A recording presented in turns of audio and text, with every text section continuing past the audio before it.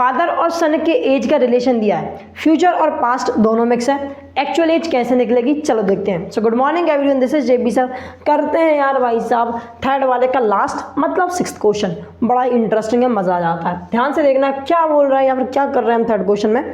हम पहले प्रॉब्लम से इक्वेशंस बना रहे हैं, उन इक्वेशन को सब्स्टिट्यूशन मेथड से सॉल्व कर रहे हैं। ध्यान से देखना क्या बोल रहा है 6th में, 5 year hence.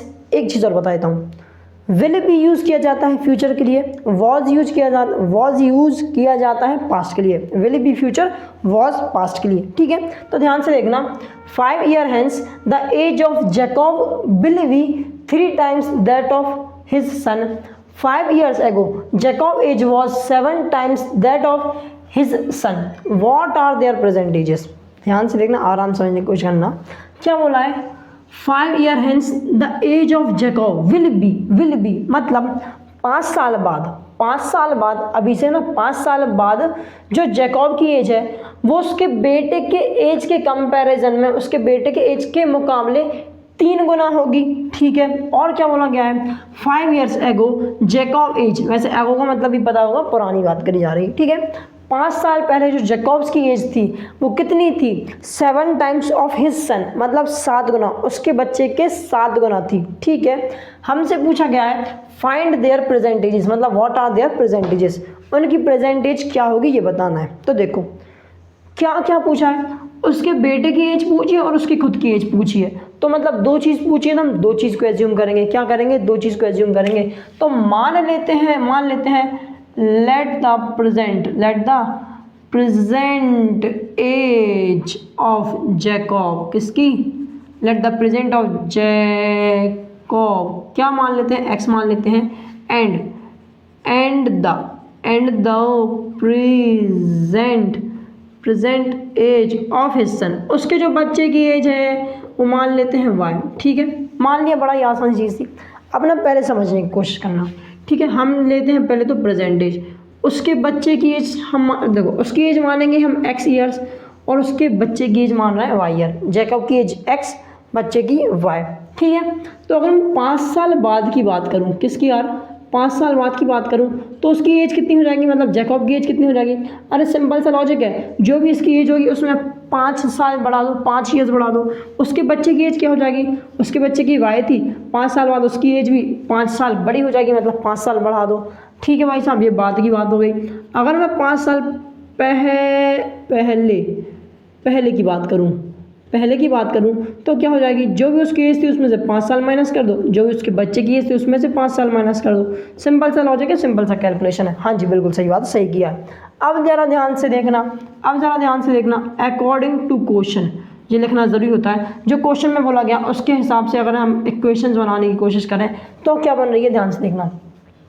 5 years hence the Jacob's age will be, 5 साल बाद वाली बात की जा रही है, मतलब 5 साल बाद उसके जैकब की एज कितनी थी, x + 5 थी, हाँ जी। तो 5 साल बाद Jacob's age will be 3 times of his son's age, 3 times of his son's age, मतलब 5 साल बाद जो उसकी एज होगी वो कितनी होगी, 3 गुना होगी उसके सन के मुकाबले, 3 गुना होगी उसके बेटे की एज के मुकाबले।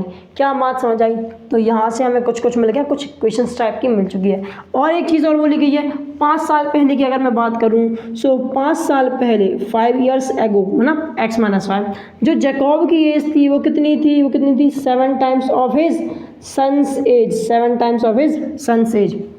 5 साल पहले जो उसके बच्चे की एज थी 5 साल पहले, और जो उसकी एज थी 5 साल पहले वो कितनी थी 7 times of his son's age थी। जैकब की age 7 times of his son's age थी 5 साल पहले। क्या बात क्लियर हुई। अब ना यहीं से हमें कुछ ना कुछ इक्वेशन मिलेगी, ठीक है। अगर मैं इस वाली चीज़ को उठाऊँ, इसको इक्वेशन फर्स्ट बोल दो, इसको इक्वेशन सेकंड बोल देते हैं ज़रा। अगर मैं इक्वेशन फर्स्ट को उठाता हूँ, x + 5 बराबर 3 ब्रैकेट y + 5 था, इसको ज़रा सॉल्व करने की कोशिश करता हूँ। सो x + 5 बराबर हो जाएगा 3 × y करोगे 3y प्लस 3 × 5 करोगे 15 हो जाएगा।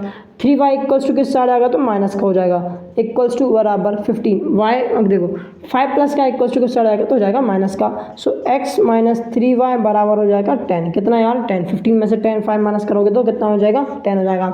अब ये सिंपल इक्वेशन मिल गई, अब ये सिंपल इक्वेशन मिल गई। अब हम ना इसको फर्स्ट बोल देते हैं, इनको हटा देते हैं, वो तो मैंने ऐसे ही बोल दिया था ताकि तुम्हें समझ जाए, ठीक है। हमने इससे इसको उठाया और ये इक्वेशन बना ली, ठीक है। अब सेकंड चीज़ को उठाते हैं। सेकंड चीज़ क्या थी हमारी, x माइनस 5 बराबर 7y माइनस 5। इसको फटाफट सॉल्व करते हैं, इक्वेशन निकालते हैं। x माइनस 5 बराबर हो जाएगा 7 इंटू वाई हो जाएगा 7y माइनस 7 इंटू 5 हो जाएगा 35, वो भी माइनस का, हाँ जी। सो 7y प्लस का इक्वल टू कुछ चढ़ जाएगा तो माइनस का हो जाएगा। 7y बराबर माइनस का 35, माइनस का 35 रहेगा, प्लस का 5 माइनस का 5 में इक्वल टू कुछ चढ़ाएगा तो प्लस का हो जाएगा। सो x माइनस 7y बराबर प्लस माइनस होता है माइनस, तो माइनस का 30 हो जाएगा। कितना, माइनस का 30। इसे बोल दो भाई साहब इक्वेशन सेकंड। क्या चीज़, इक्वेशन सेकंड। अब ध्यान से देखो, मुझे इक्वेशन फर्स्ट इक्वेशन सेकंड मिल गई। क्या मैं सॉल्यूशन कर सकता हूँ? हाँ कर सकता हूँ, तो कर देना यार। हाँ भाई साहब, लेते हैं हमारी पहली इक्वेशन को, x माइनस 3 बराबर कितना है 10। पहली इक्वेशन से क्या करते हैं, किसी भी एक वेरिएबल की वैल्यू निकाल लेते हैं। मैं तो कहता हूँ x की निकाल लेते हैं, क्योंकि x की साफ साफ दिख रही है मुझे, आसान सी दिख रही है। डायरेक्ट 3y को इक्वल्स टू इस साइड भेज दो तो क्या मिल जाएगी, x की वैल्यू मिल जाएगी। So put the value of x in equation second. अगर पहली इक्वेशन से निकाली तो सेकंड में पुट करेंगे। हाँ जी कर दो। x की वैल्यू कितनी, 10 प्लस 3y, ठीक है। माइनस का 7y है, लिख दो। बराबर में क्या चल रहा है, बराबर में माइनस 30 चल रहा है। चलने दो भाई साहब। प्लस का 30 माइनस का 10 है, प्लस का 10 है, इक्वल से कुछ चढ़ाएगा तो माइनस का हो जाएगा।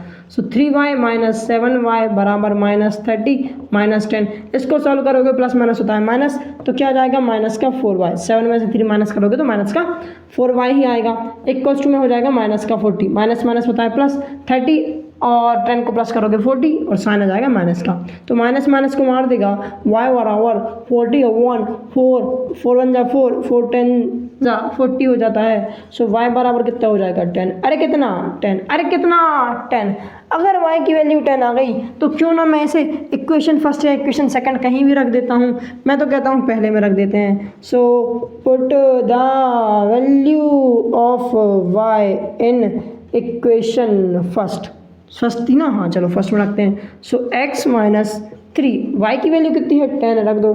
और क्या था भाई साहब, इक्वल्स टू में 10 है तो 10 चलने दो। सो x माइनस 3 इंटू 10 होता है 30, लिख दो। इक्वल्स टू में कितना आ गया, 10 आ गया। सो x बराबर कितना हो जाएगा, x बराबर कितना हो जाएगा 10 प्लस का 30। सो माइनस का 30 था, इक्वल्स टू के साथ जाएगा तो प्लस का हो जाएगा। सो x बराबर कितना हो जाएगा 40। अरे कितना 40। अब ज़रा ध्यान से देखना, x की वैल्यू है, y की वैल्यू है।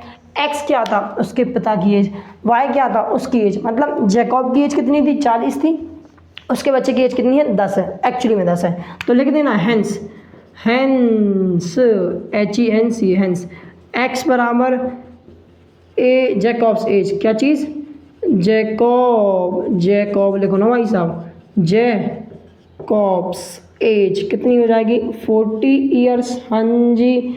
y बराबर क्या थी, हिज सन्स